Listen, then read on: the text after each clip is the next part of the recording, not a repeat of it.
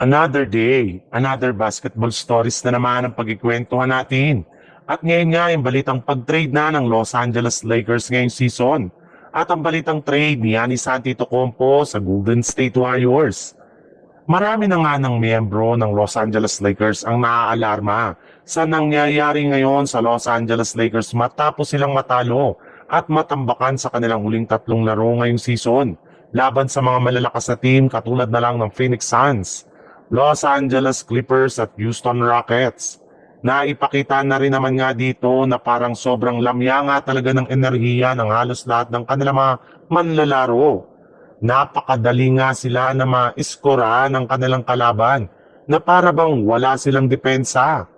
Hindi na rin naman nga sa pisikalidad ng kanilang mga kalaban at parati nga silang nag-i-struggle sa kanilang shooting. Sa madaling salita, mukhang na-checkmate na nga po ngayon ang lineup ng Los Angeles Lakers. At kailangan na nga nilang gumawa ng malaking pagbabago sa team sa lalong madaling panahon.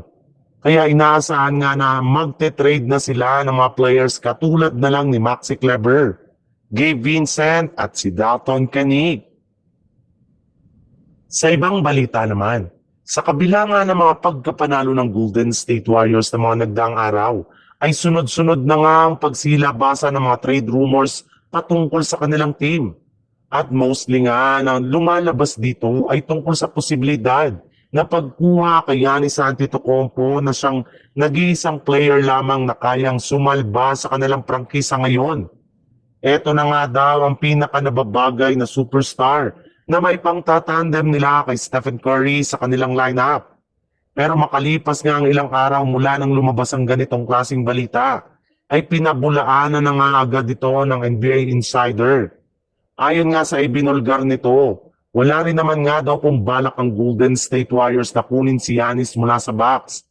Dahil alam nga po nila na kung gaano kalaki ang kailangan nilang isakripisyo para lamang masungkit ito sa isang trade.